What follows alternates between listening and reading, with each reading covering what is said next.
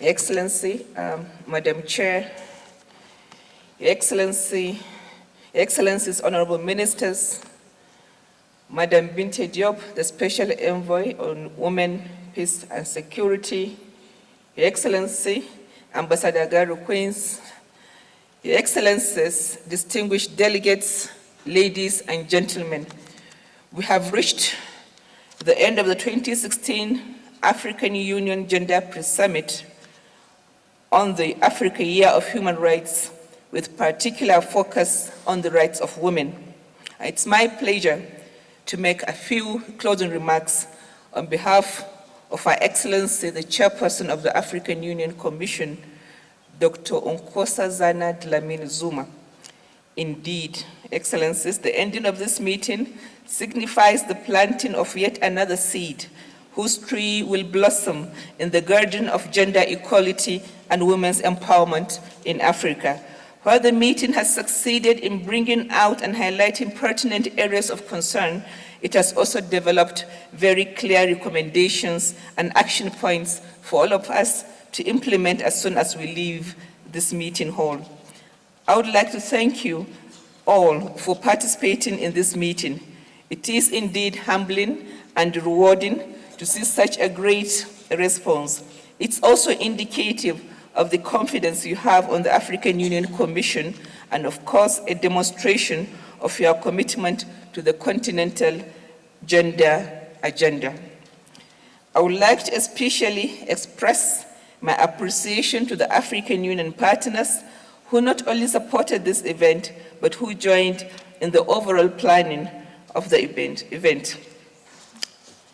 Honorable Ministers, distinguished delegates, ladies and gentlemen, let me humbly join all of you in congratulating Professor Hafida Marzouk and Professor Yella Mtsehe Mekonnen, our special guests and recipients of the prestigious African Union Kwame Nkrumah Regional Scientific Awards for the 2015 edition.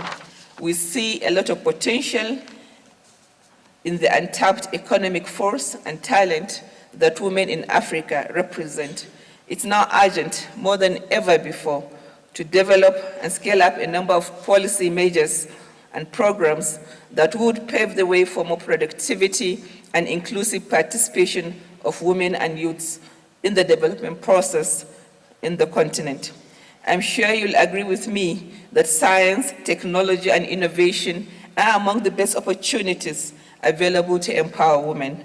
As you may recall, our overarching continental agenda, the Agenda 2063, lays emphasis on science, technology, and innovation as tools for achieving continental developmental goals.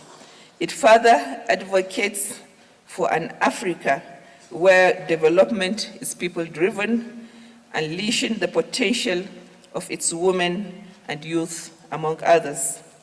This is further reiterated in the African Union Gender Policy 2013 and African Women's Decade 2010 to 2020 and the Goal 14 on grassroots approach to gender equality and women's empowerment, all of which make women and youth major drivers and catalyzers of poverty eradication and inclusive development. In that regard, this will also contribute immensely to achieving the global sustainable development goals. Your Excellencies, indeed, holistic and deliberate measures should be taken to enable African women as scientists, engineers, and technologists to be involved in all facets of Africa's development. On its part, the African Union has elaborated 3 distinct strategies. 1, the Continental Strategy for Education, CESA 1625.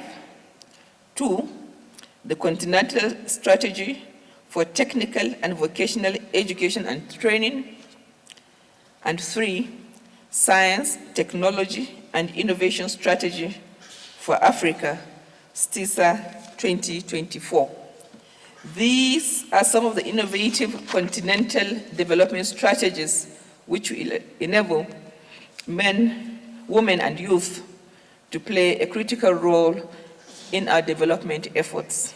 Your Excellencies, I believe that the communique from this summit that you adopted will again achieve what are the main goals of these pre-summit gender meetings. That is, to mobilize women around common continental issues and to ensure that gender remains high on the AU agenda. Moreover, as said in the opening session, we must ensure that we focus on the mobilization of women from all walks of life to participate in the implementation of the Agenda 2063 in all its dimensions. I'm also very pleased that we have launched the first specialized technical committee of the African Union on women and gender, and congratulate all the women and gender ministers for this achievement. To the newly elected Bureau of the STC, we have very much high expectations of you, Madam, and your team, to ensure that our union continues to prioritize the empowerment and participation of women, and that we do not retreat on the struggle for gender parity in all organs of the union. The Bureau and STC must be the advocates for women's empowerment on the continent and must work with all stakeholders towards building a strong African women's and gender movement. As we bid each other farewell, Excellencies, I would not have completed my task if I did not recognize the African Union Commission team under the leadership of the Women, Gender and Development Directorate, who worked tirelessly to make this event a success. And remember, our task must always be to transform and not to conform.